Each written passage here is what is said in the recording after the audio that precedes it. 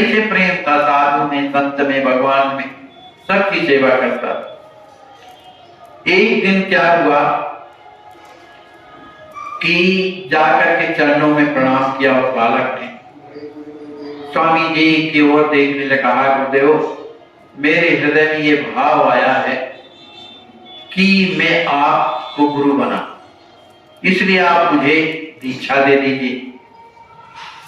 तो उन्होंने कहा, भैया दीक्षा लेना अच्छी बात है, भगवान की कृपा है, लेकिन पहले ये भी तो सोचो कि उस दीक्षा लेने का जो नियम है उसका निर्वाह कर सको, तो बात अलग है, तो हमें कोई आपत्ति नहीं। कहते हैं कि जो अब मुझसे जो सेवा बनती है वो तो कर ही रहा हूं, इसके अलावा जो भी सेवा बताएंगे मैं जरूर करूंगा, लेकिन मेरी इच्छा है कि मुझे आप दीक्षा दीजिए।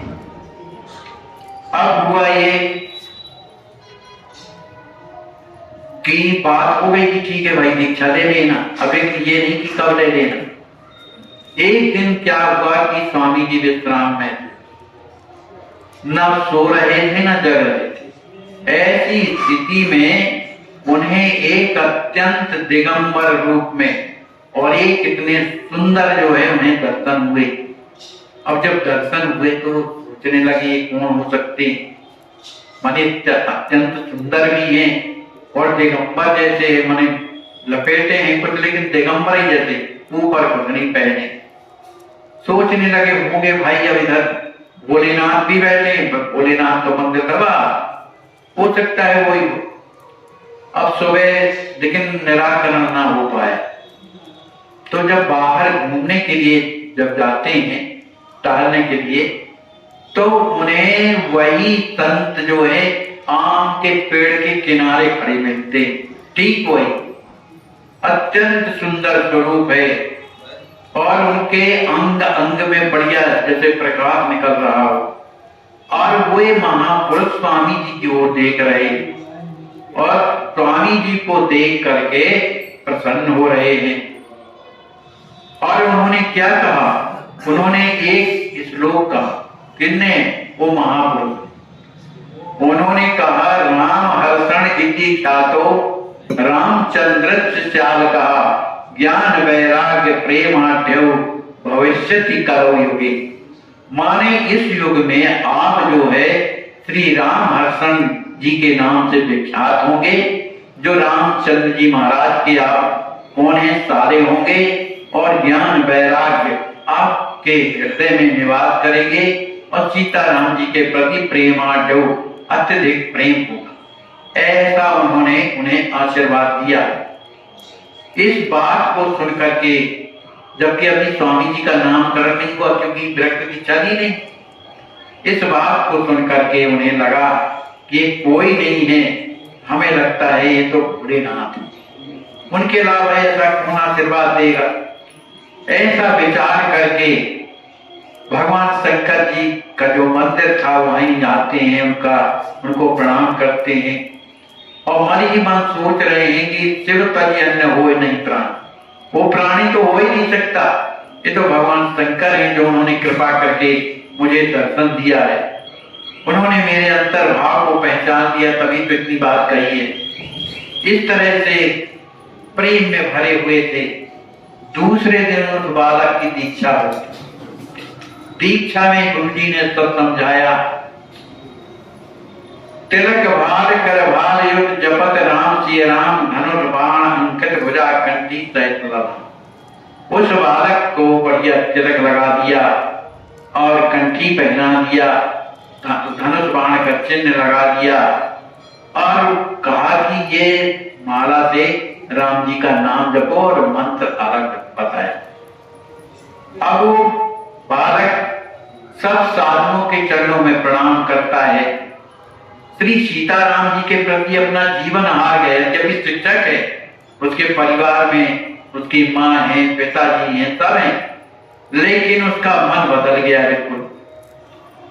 स्वयं तरे तारे जग तारा रस में कर सुखद व्यवहारा लीला लक्ष्य महानिधि योगी व्याधि विहीन किए सब रोगी। स्वामी जी तो स्वयं माने कल्याण स्वरूप हैं, दूसरों का भी कल्याण कर रहे हैं, क्योंकि वो लीला रस है, सब पर कृपा करने वाले हैं। इस तरह से अपने मन के भावों को गुरु जी हमेशा छुपाए रहते थे, संसार में प्रकट नहीं होने देते थे।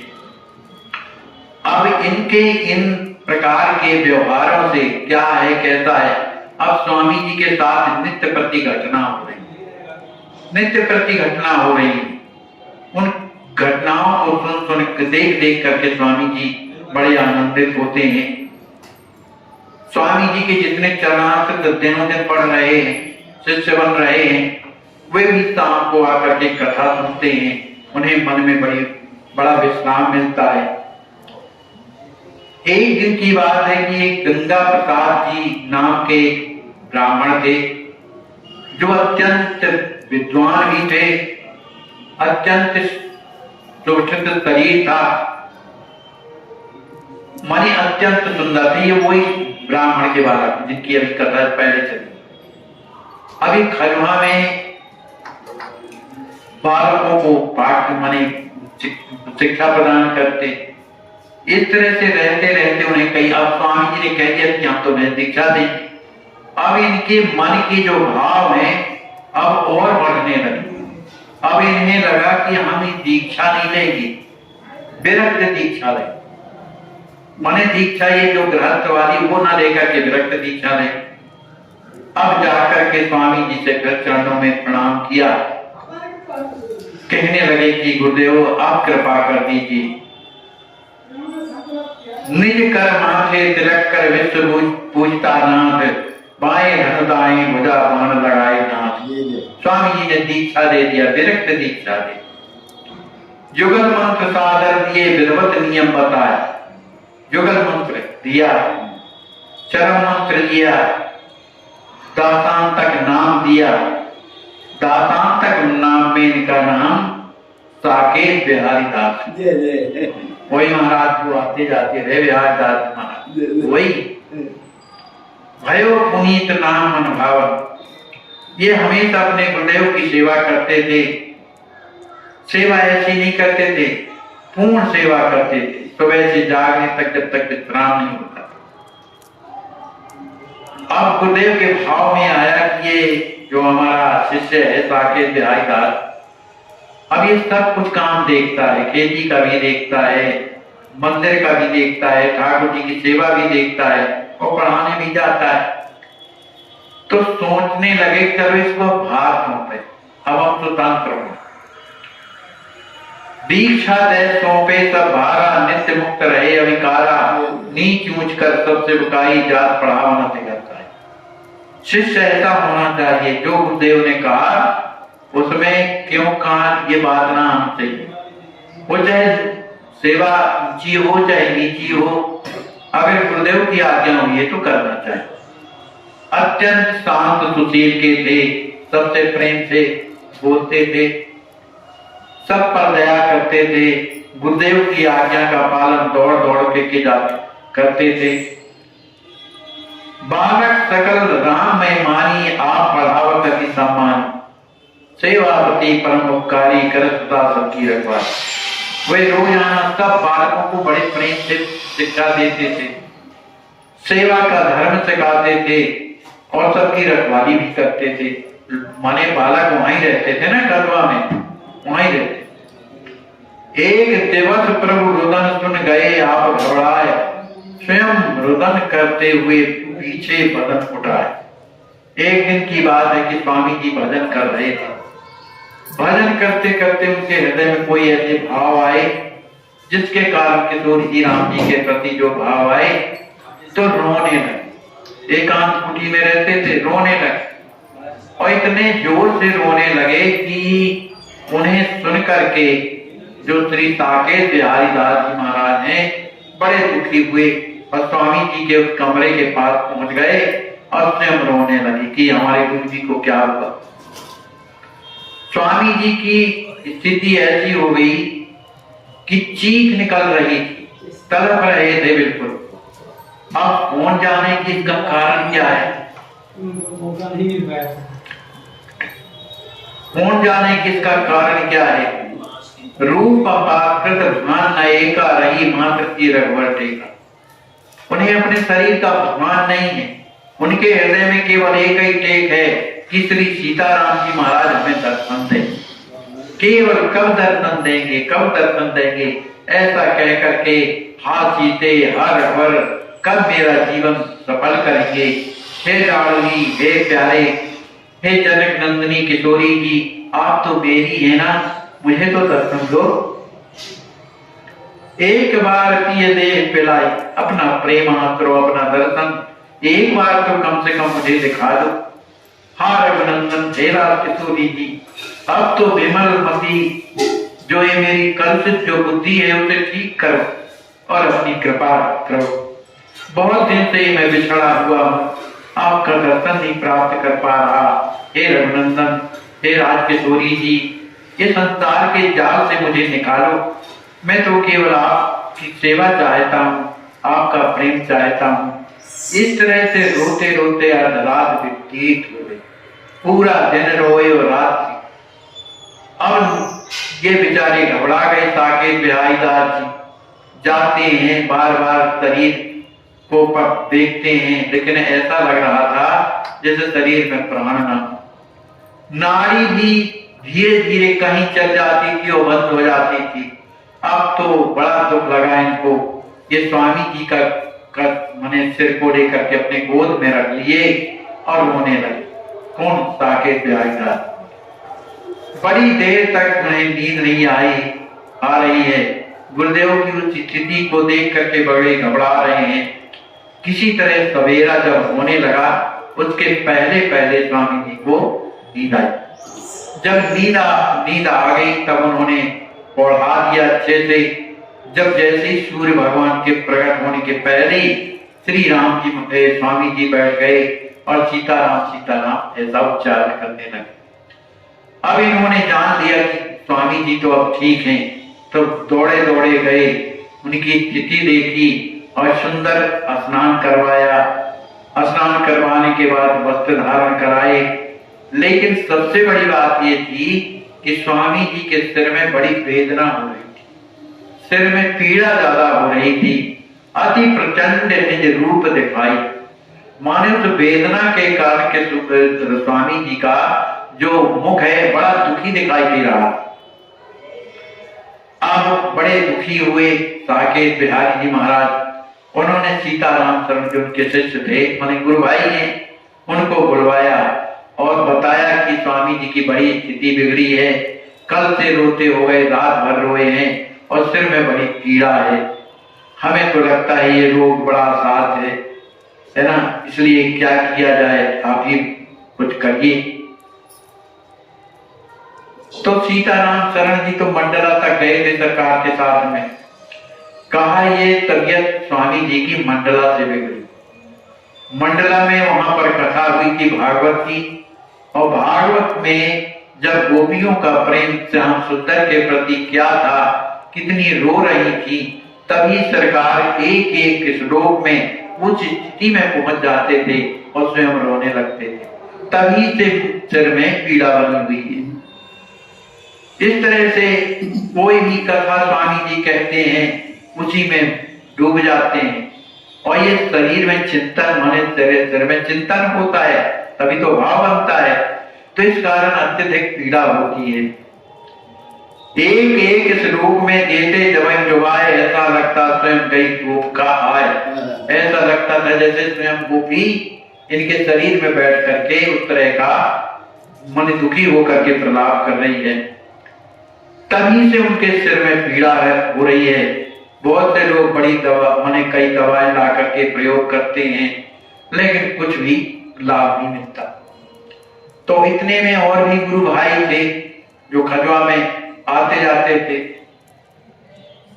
उन्होंने कहा एक काम करें, किनको वैद्यराज को दिखवाएं। अब वैद्य ही है, उस समय वैद्य ज्यादा रहते। कहा वैद्यराज जी के घर चलें, ये वही ठीक करें।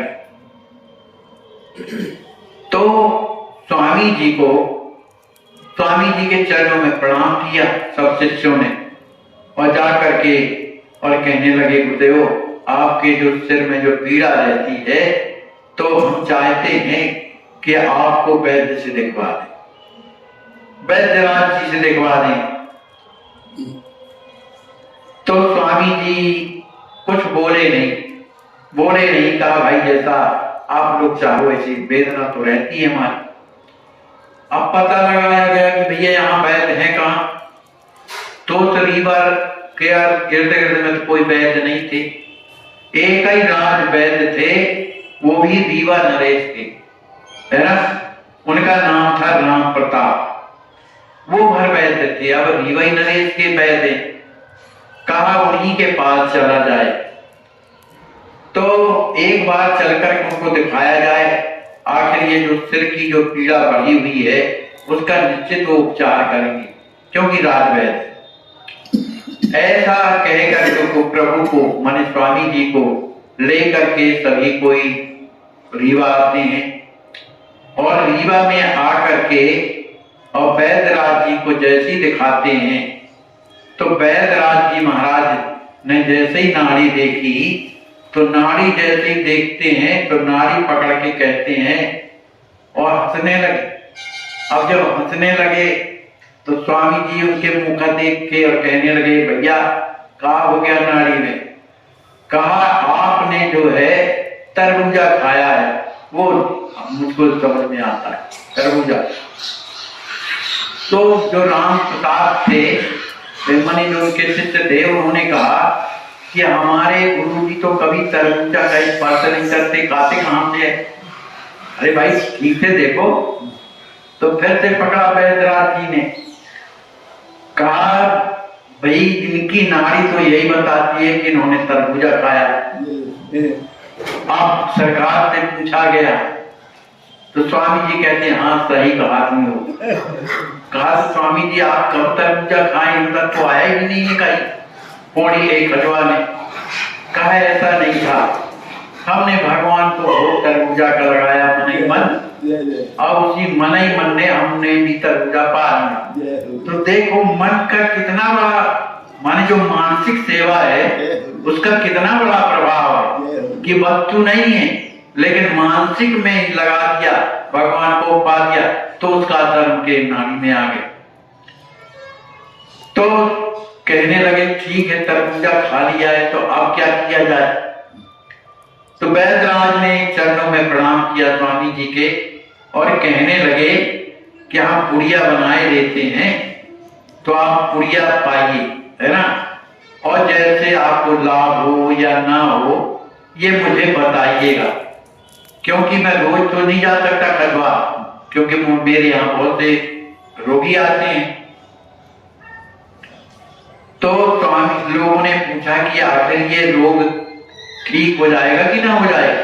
वैद्यराज श्री राम प्रसाद कहा देखो ये रोग जो है बहुत पुराना हो गया है, ये आज का नहीं, बहुत पुराना हो गया है ना, इसलिए सोच आप ना करिए, है ना, आप तो स्वामी जी को यहाँ लाते रहिए तो हमें दर्शन लाभ भी होगा। तो वैद्यराज ने कहा एक काम करो कि स्वामी जी का जो आसन वगैरह है सब यहाँ ही मंगा दो, तो यहाँ स्वामी जी रहेंगे और मैं उनकी सेवा करूंगा, आप लोग भी अपना काम करिए। तो बोले राघव कुंज नहायो, आसन वहीं आज रखा। राघव कुंज था अपने खजवा में, कहा मेरा सामान तो सब वहीं पर है, इसलिए आप एक काम करिए कुछ दिनों की दवा दे दीजिए। तो वैद्यराज ने कुछ दिनों की दवा दिया। अब चूंकि दवा दिया तो उससे थोड़ा बहुत आराम तो होता था, लेकिन रोग इसलिए ठीक नहीं होता था कि चिंतन स्वामी जी का बंद नहीं होता, वो तो रात दिन चिंतन करते थे और चिंतन के कारण ही यह रोग बना था सिर वाला। अब वो कुछ दिन के बाद पुनः स्वामी जी को लेकर के और आते हैं रीवा। स्वामी जी का जब हाथ देखा, देखो वैद्य हाथ ही से सब पकड़ लेते रहे, हाथ देखा तो कहा कि कुछ तो आपको आराम है लेकिन स्थायी नहीं है, और ये स्थायी होगा भी इसलिए कि जिसके द्वारा ये आपको पीड़ा होती है वो आप बंद तो करेंगे नहीं, चिंता बंद नहीं करेंगे। लेकिन देखते हैं जैसा भगवान की कृपा। अब उनसे कहा कि आप लोग अब अपने अपने घर जाइए और स्वामी जी की सेवा हम ही करेंगे। तो बेचारे अपने घर में ही रख करके स्वामी जी की सेवा करते थे, तीनों टाइम उनकी नाड़ी देखते थे, व्यवस्था करते थे। लेकिन उन्होंने एक दवा बदल दी, पुड़िया वाली, तो चल रही थी एक दूसरी दवा।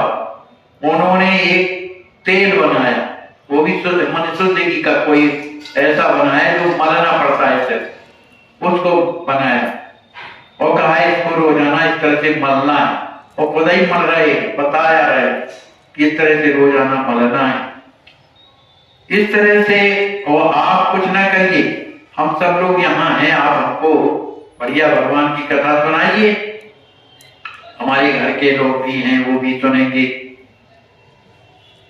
तो अभी राम प्रसाद जी क्या करते थे बैजराज, जब इनको समय मिलता था तो एक किताबें चलती ना जो सीताराम लोग लिखते हैं, तो लाल स्याही से सीताराम लिखा करते थे। तो बस, और उनकी जो परम साध्वी जो पत्नी थी वो भी इसमें सहयोग करती थी, और स्वामी जी आ गए उनकी सेवा में रहने लगे। अब जब ये रीवा के लोगों ने सुना कि पंडित जी तो भैया जो खजुहा में रहते हैं वो इधर भी आए होंगे, तब तो रीवा के लोग उमड़ गए, भैया चलो दर्शन करें। अब जो भी आता था उनमें कौन कौन थे, मुंशी और मुनोसरव, कोई गणेश जी थे, कोई ब्रज किशोर, ओंकार, और कौन थे अपने भैया जी वाल्मीकि जी महाराज, ये भी थे। तो ये सब के सब जो है दर्शन करने आने लगे। फिर अब चूंकि ये ब्रज किशोर, ओंकार और वाल्मीकि जी महाराज ये परम विद्वान थे, कथावाचक भी थे। तो एक दिन की बात है कि वाल्मीकि जी महाराज कथा सुना रहे थे, उसमें भी किसकी, किशोरी जी के हरण वाली कथा सुनाई। और जैसे ही कथा सुनाई तो स्वामी जी इसको सुन ना सके और वहीं पर बेहोश होकर मूर्छित होकर गिर पड़े। अब तो बड़ी समस्या हो गई। अब भैया जी तो समझ गए कि उस देश में रहने वाले, अब किया क्या जाए। किसी तरह से सेवा करने लगे, सेवा करते करते अब वो तो वैद्य जी के घर में थे, इसी तरह से उन्हें होता है। होश आने के बाद वाल्मीकि जी महाराज चरणों में गिरे, गुरुदेव हमसे बहुत बड़ी गलती भई, हम वहां नहीं पहुंच, हम लोग संसारी आदमी हैं, समाज में कथावाचक हैं तो कथा सुना दी, लेकिन हम नहीं जानते थे कि आप कहां पर हैं, तो क्षमा करें।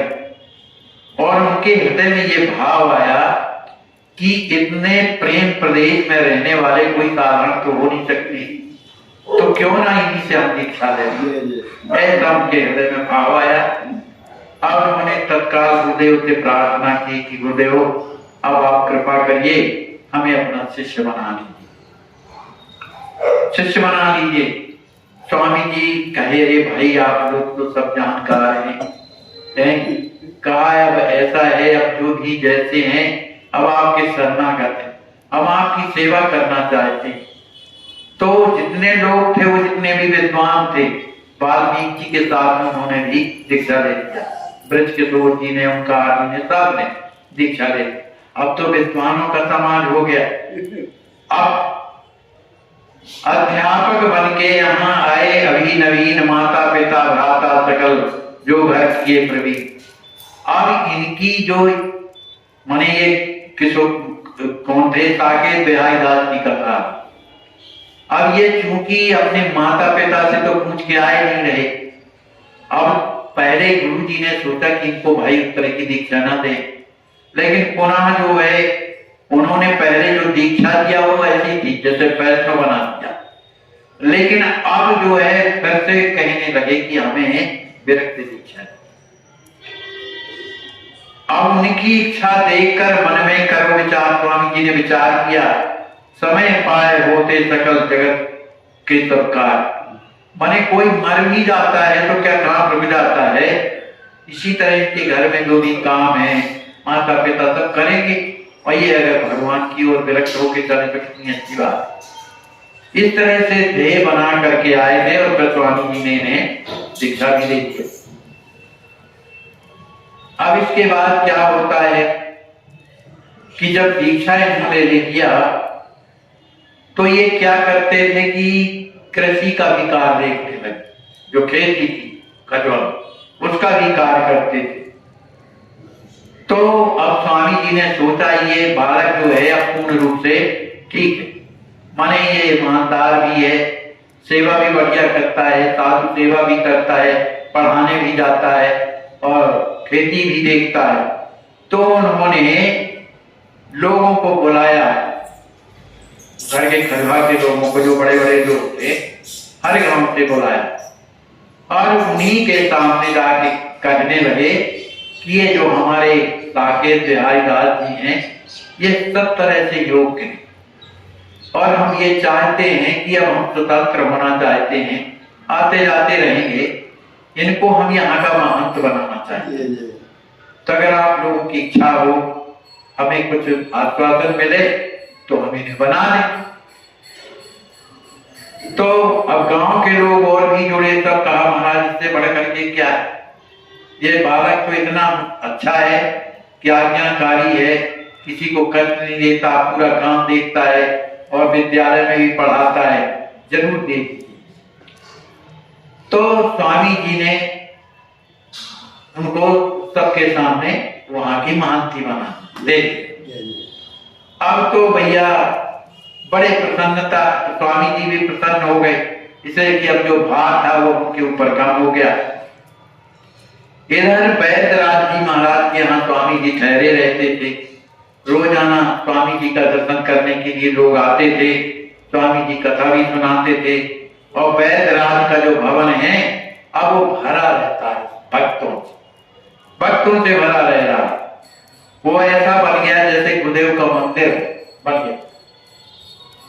अब सवेरे उठना, दोपहर में तो फिर स्नान करना, फिर दोपहर में भी स्नान करना, फिर भोजन प्रसाद होना, इस तरह से अब ये सब कौन करते थे, वैद्यराज जो राजा के वैद्य हैं वो कर रहे। एक दिन की बात है कि अब जब आप स्वामी जी अपने आसन में बैठे और विश्राम करने लगे भोजन पाने के बाद, तो उन्हें ऐसा लगा, अर्ध चेतना थी, माने ना सोए हुए थे और ना जग रहे थे। उस स्थिति में उन्हें लगा कि जैसे हमारे सिर को कोई स्पर्श कर रहा है।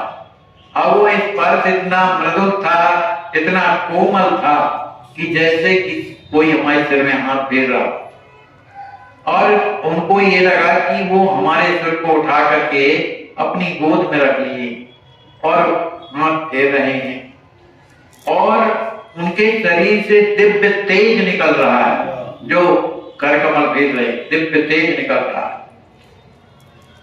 तो उस तेज को देख करके स्वामी जी कुछ अचंभित हुए, मन न सो रहे थे न जग रहे थे उस स्थिति में। अब वो भाव मन तिरोहित हो गया, वो दृश्य समाप्त हो गया। तो सोचने लगे कि जिनका मैंने ये अनुभव किया है कि कितना कर कमल कोमल था, तो ये कौन हो सकते हैं भाई, है ना। और उन्होंने भी धीरे से कहा कि अब जागिए जागिए, माने दोपहर के बाद जगिए, आप जागिए। तो ये मैंने अपने कानों से भी सुना है और उन्होंने मेरे सिर को उठा करके गोद में भी रखा और धीरे धीरे कर कमल फिराते रहे। आखिर ये कौन हो सकता है, और वह अदृश्य भी हो गए। ऐसा चिंतन करने लगे, सोचने लगे ये कौन हो सकते हैं, कहां से आए रहे होंगे। इंद्र नीलमणि श्यामल रूपा परम मृदुल स्पर्श, माने जो वहां का प्रकाश था नीलमणि जैसे था, इस तरह की स्थिति थी। रामानंदी तिलक लगाए हुए थे, जटा बने हुए थे। आखिर सोचने लगे कि कहीं ऐसे तो नहीं कि मेरे प्रभु ही रहे हों, लेकिन मैं उनको आज पहचान ना पाया। सोचने लगे जिनके कारण योगी ध्यान करते हैं, ऐसे सीतापति, उन्होंने आकर के मुझे जगाया इस तरह से भव सागर डूबत लगत आवत करतने, ऐसे रघुवर के सुदत कौन करे जगदीश। माने वो मेरे प्रभु ने मुझे जब देखा कि संसार में डूब रहा है, तो उन्होंने मुझसे अपना मान करके मुझसे प्रेम किया। मेरे प्रभु के अलावा मुझसे ऐसा संसार कौन जो प्रेम करे। ये स्वामी जी सोच रहे हैं। आए देखत आज वियोगी कारण निवारण मम पद भोगु। इसी बात में बड़े चिंतित थे। अब उनके हृदय में ये भाव आया कि कोई ना हो, भाग्य प्रभु की ही तो कृपा है। अब उनके हृदय में ये भाव आने लगा कि मैं अब अयोध्या जाऊं, क्योंकि खजहा का जो भाग था अब साकेत बिहारीदास को दे दिया। अब मैं स्वतंत्र हो गया, अब मैं अयोध्या जाऊंगा। अयोध्या में जाकर के सरयू में स्नान कर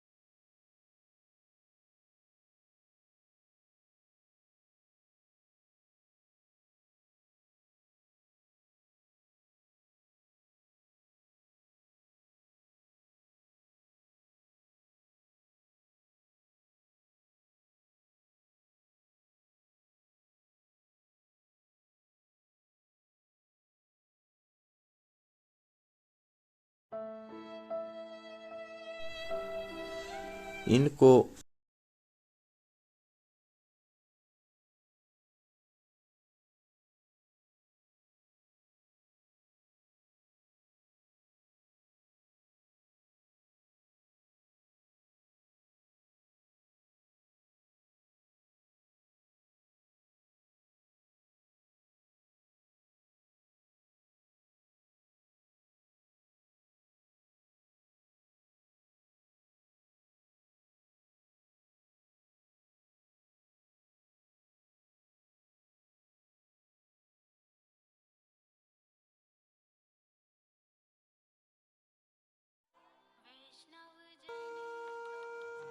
कि इसको गहराई से देखें, इसको हृदय से देखें, धरातल पर या नहीं।